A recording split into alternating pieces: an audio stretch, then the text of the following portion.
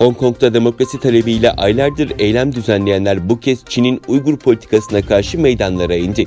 Binlerce kişi Doğu Türkistan bayrakları ve Hong Kong'un bağımsızlığını isteyen pankartlarla kentin Edinburgh Meydanı'nda toplandı.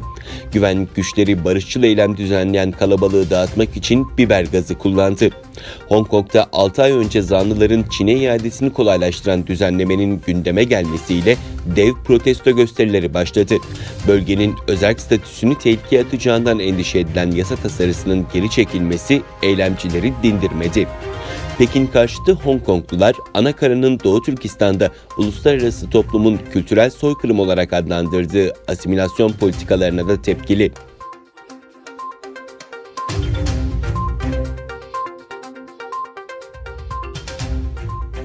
Avustralya'nın başkenti Viyana'da Çin'in Uygur Türklerinin yaşadığı Doğu Türkistan'da kültürel soykırımı başta olmak üzere insan hakları ihlallerini protesto amacıyla gösteri düzenlendi. Çin'in Viyana Büyükelçiliği önünde toplanan göstericiler Uygur Türklerine özgürlük, katliamlara son, Çin'de 1 milyon Uygurlu keyfi şekilde tutuklu yazılı pankartlar açtı. Avusturya Uygur Birliği ve üniversite gençleri tarafından düzenlenen etkinlikte konuşan Uygur Türk'ü Mahbubu abla, annesi, babası ve erkek kardeşinin Çin hükümeti tarafından keyfi şekilde hapsedildiklerini anlattı.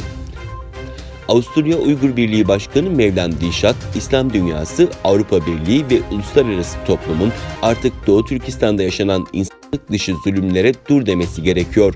Uygur Türklerinin sesleri duyulmalı, Çin zulmüne son verilmeli dedi.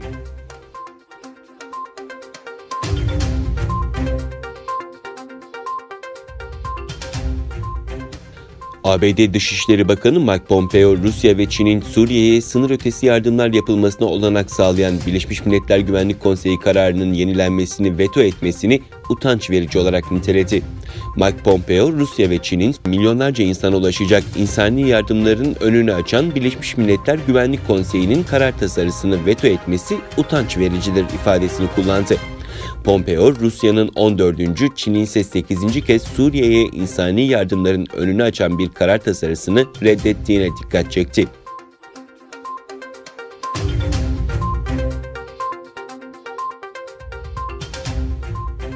ABD Başkanı Donald Trump'la Japonya Başbakanı Abe Shinzo telefonda Kuzey Kore ve İran konusunda görüştü.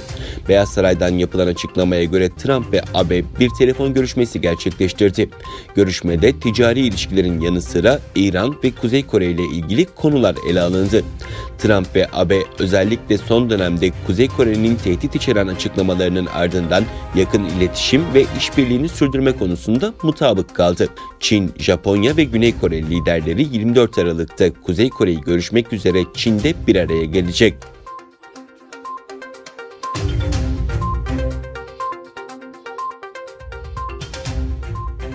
Dünya Müslüman Alimler Birliği, Hindistan hükümetine 6 dini gruba vatandaşlık yolunu açan ancak aynı durumdaki Müslüman göçmenleri kapsam dışı bırakacak şekilde değiştirilen vatandaşlık yasasından vazgeçme çağrısında bulundu. Birlikten yapılan yazılı açıklamada tartışmalara neden olan vatandaşlık yasası, Müslümanlara karşı nitelikli ayrımcılık yasası olarak tanımlanarak bunun tehcir ve nefret suçlarının önünü açabileceği uyarısı yapıldı. Öte yandan Dünya Müslüman Alimler Birliği ve İslam İşbirliği Teşkilatı'nın Çin'in Doğu Türkistan'da Uygurlara yönelik insan hakları ihlallerine sessiz kalması eleştiriliyor.